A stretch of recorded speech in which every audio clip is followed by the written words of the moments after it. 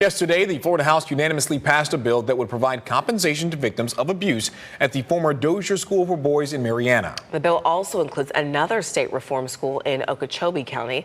Now the Senate is set to vote. West 2's Gail Pascal Brown spoke with a former Dozier student about the bill and the severe beatings that he said he took. You know, Richard Huntley was just at the former Dozier School yesterday. He says some men can't even go back there. The pain is just too much. He says he's thankful, though, that lawmakers are finally considering compensation. 77-year-old Richard Huntley of Orlando is a veteran and president of the Black Boys of the Dozier Reform School. Unfortunately, he was also at Dozier in 1957 in Marianna in the Panhandle when he was 11 years old for skipping school.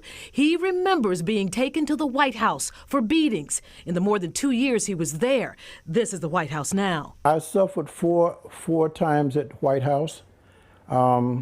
Beating unmerciful. You have to hold a bed, and if you turn loose that bed, then they'd have the other guys that's waiting to be beat to come in, hold you down, and they start beating you all over again.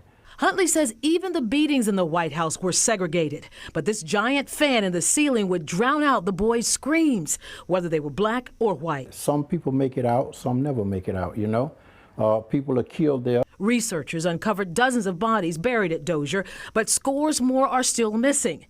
Huntley survived Dozier and details the atrocities in his book. We wasn't allowed to tell anybody. Most of our mothers, when they died, they didn't know the extent of our brutality. Some of us are still abused today. The state of Florida operated the Dozier School for more than 100 years before finally shutting it down in 2011. But now, with little time left in the legislative session, Senate Bill 24 is a proposal that would create a compensation program and steer $20 million to former students of the reform school. Unbelievable. I mean, I feel as though it's been a long time coming. We do appreciate it. However, we do feel as though, you know, it's a shortcoming. We feel as though it could have been, because they started off with around $40 million, they dropped it. And if the bill is successful, the compensation would only benefit living victims. It's not enough money to, you know, to pay a person for what we went through.